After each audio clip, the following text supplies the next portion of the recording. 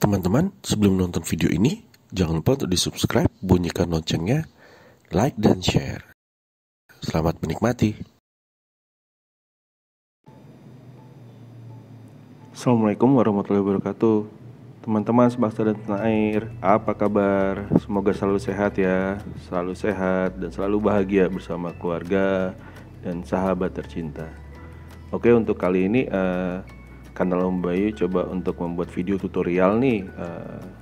Tutorial temanya tuh adalah manfaat media sosial untuk bisnis. Kenapa sih media sosial untuk bisnis? Ya, apalagi menghadapi era pandemi ini, mau nggak mau salah satu cara atau strategi untuk berjualan adalah dengan media sosial. Oke, kita coba lihat yuk apa aja sih manfaat media sosial. Yang pertama, media sosial itu bisa untuk memperoleh data penting pelanggan. Maksudnya apa sih data penting pelanggan itu?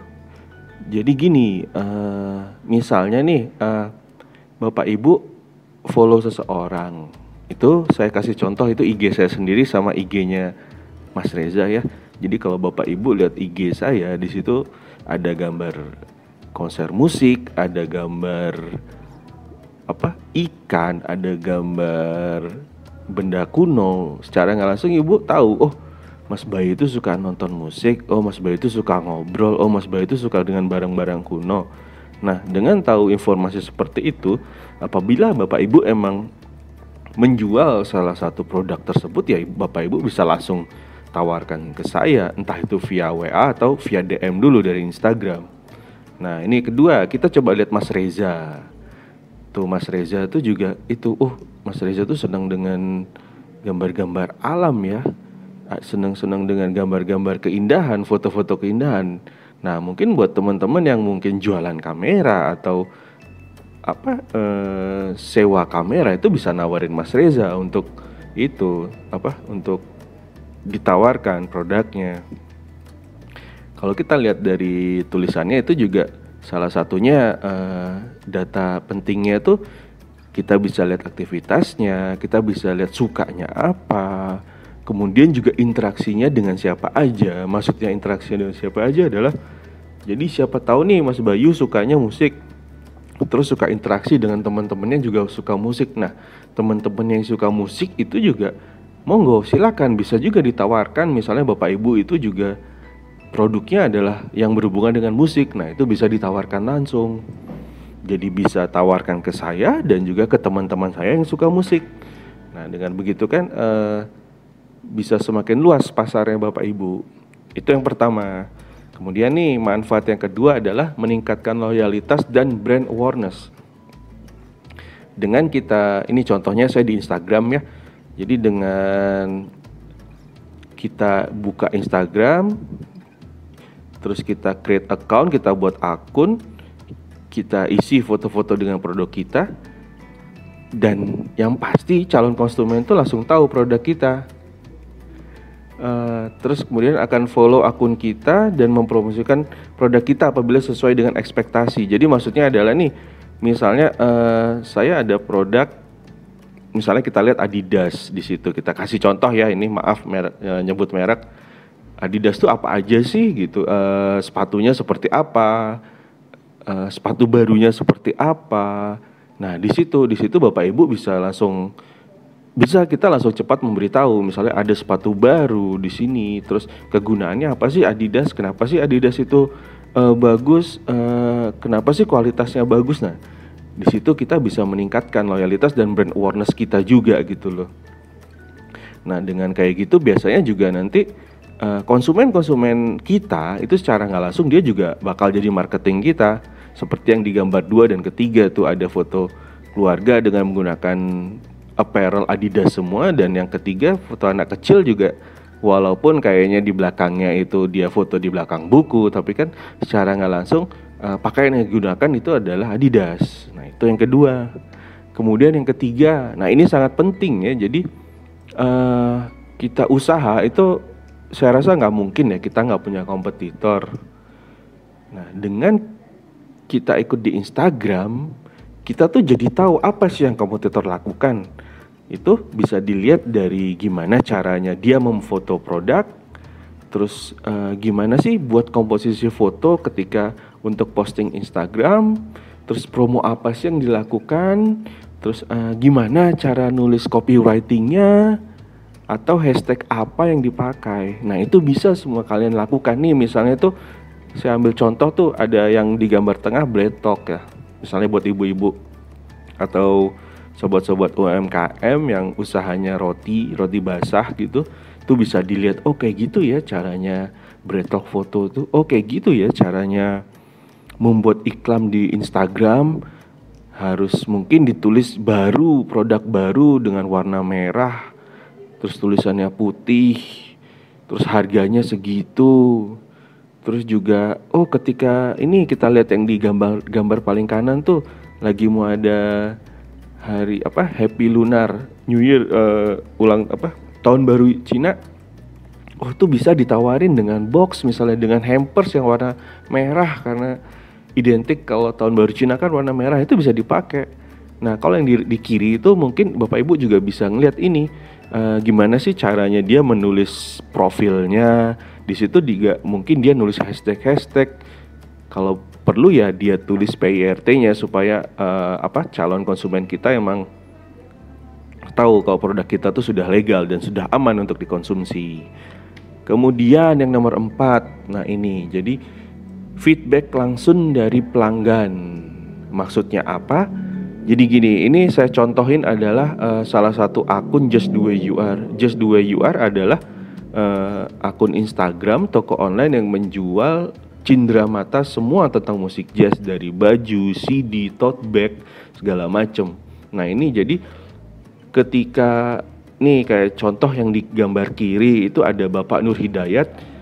Dia puas nih dengan layanannya Just The Way You Are, kemudian dia langsung foto. Dan diupload di Instagramnya sendiri atau di Facebooknya. Nah dengan begitu kan juga satu, Pak Nur Hidayat itu menunjukkan kalau dia puas dengan layanan Just The Way You Are. Mau nggak mau juga secara nggak langsung Pak Nur Hidayat juga menjadi marketingnya produk itu gitu loh. Nah kalau yang gambar-gambar sebelah kanan itu, jadi mereka ini habis beli produk t-shirtnya Just The Way You Are, langsung mereka pakai dan mereka foto di akun media sosial mereka. Ya itu secara nggak langsung kan mereka juga bisa jadi brand ambassador atau jadi pengiklan produk kita lah gitu. Jadi ya ini manfaat yang keempat itu, kalau emang mereka puas dengan produk kita, atau kalau yang di bidang jasa puas dengan servis kita, yang pasti mereka bisa memberikan feedback langsung, dan imbasnya adalah mereka juga secara nggak langsung menjadi marketing kita. Yang kelima ini sudah pasti ya. Jadi semakin aktif di media sosial, kita membuat promo yang baik, kita membuat konten yang menarik, itu pasti akan meningkatkan penjualan.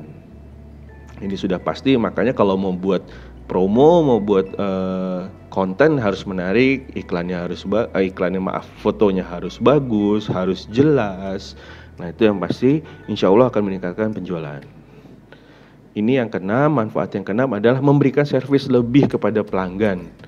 Jadi kalau kita sudah menggunakan media sosial, mau nggak mau di dunia internet, kita terhubung dengan konsumen di mana saja dan kapan saja. Itu sesuai dengan gambar di sebelah kanan, 24 hour service yang mau nggak mau kita harus memberikan pelayanan sebaik mungkin. Contohnya adalah menjawab pertanyaan secepat mungkin. Jadi kalau kita udah di internet nih, bisa aja produk kita dilihat oleh orang-orang luar negeri kan, yang mungkin secara perbedaan jamnya itu juga jauh, mungkin beda 6 jam, bahkan beda 12 jam kalau main di Amerika kan. Jadi ya mau nggak mau misalnya mereka tanya langsung ya, kalau emang kita bisa sempat balas ya, kalau bisa dibalas secepat mungkin, karena itu juga memberikan servis lebih salah satu kepada pelanggan.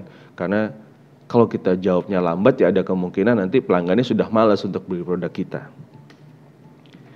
Yang ketujuh adalah bisa membina hubungan dengan pelanggan. Contohnya seperti apa sih?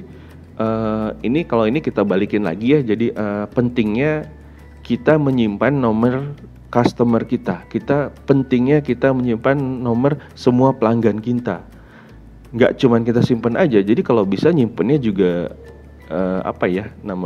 nyimpennya juga lengkap cara penulisan contoh. Jadi misalnya Bapak Ibu punya pelanggan, pelanggannya belinya apa, jadi ditulis aja. Jadi nanti di handphone Bapak Ibu. Jadi misalnya yang beli namanya Mas Bayu, beli apa dulu, misalnya beli sarung, Mas Bayu beli sarung, atau Mas Bayu pelanggan kami. Nah itu ditulis jelas. Jadi jangan cuma nulis Mas Bayu aja, nanti Mas Bayu kan banyak gitu loh, nanti tiba-tiba salah kita misalnya kita menawarkan produk. Nah jadi bisa membina hubungan dengan pelanggan tuh maksudnya adalah kita coba menyapa pelanggan lama kita coba tanya kabarnya. Contohnya, selamat siang Bu Budi, apa kabarnya hari ini? Nah setelah kita sapa, coba kita tanyakan lagi lebih lanjut manfaat produk kita yang dulu dibeli. Contohnya, gimana Bu Budi, dulu jilbab yang dulu dibeli gimana, masih enak gak bahannya, masih bagus gak? Nah setelah itu pastikan dijawab bla bla bla bla bla. Setelah kalian lumayan berinteraksi misalnya via WA atau via apa, baru kita tahap yang ketiga, yaitu menawarkan produk baru kita. Contohnya, oh iya Bu, kami sekarang ada jilbab yang bahannya sama seperti yang Ibu beli loh, tapi ini motifnya baru, bagus banget loh Bu, ini baru banget. Nah di situ jadi langsung Bapak Ibu bisa menawarkan produk ke pelanggan-pelanggan lama Ibu. Kenapa ke pelanggan lama? Karena pelanggan-pelanggan lama Ibu tuh biasanya sudah tahu kualitas, jadi Ibu nggak perlu lagi lebih banyak ngomong mengenai kualitas barang. Gitu. Itu yang ketujuh ya. Nah ini manfaat media sosial yang ke-8, bisa berbagi konten lebih cepat dan lebih mudah. Salah satunya konten promo produk, atau yang kedua konten edukatif. Ya konten promo produk jelas ibu-ibu, Bapak Ibu punya produk baru, baru jadi nih misalnya buat makanan, jadinya jam 8, jam 9 malam, ini harus segera diposting nih biar besok pagi bisa langsung dijual. Lah silakan di jam 9 malam itu langsung aja diposting, itu bisa langsung diposting, sehingga mungkin ada konsumen atau calon konsumen Bapak Ibu itu membaca, dan udah siapa tahu insya Allah di pagi harinya bisa terjadi transaksi. Selain konten produk kita, ya sekali-sekali kita juga bisa nge-share, membagikan konten edukatif mengenai produk. Ini kalau yang saya contohkan di gambar kiri bawah adalah ini toko kain. Kebetulan itu Kenito Tekstil nama tokonya. Jadi mereka itu memberikan edukasinya, jadi kayak apa sih perbedaan kain combat sama kain CVC. Nah di situ mereka berikan. Terus kemudian apa sih perbedaan katun modal dengan katun bambu. Nah di situ juga sekali-sekali bisa kita memberikan konten-konten edukatif yang ada hubungannya dengan produk kita. Begitu. Nah ini yang berikutnya adalah yang pasti ya, kalau kita ikut di media sosial, kita bisa membangun bisnis menjadi lebih besar. Maksudnya seperti apa? Gini nih saya kasih tahu. Jadi misalnya Bapak Ibu sudah buat konten menarik, kontennya edukatif sekali, terus mau nggak mau seneng dong banyak followersnya, karena followers merasa kalau aku follow akun itu deh karena akun itu tuh memberikan informasi yang bermanfaat buat aku, ya udah aku follow. Nah dengan itu menambah dong followers Bapak Ibu.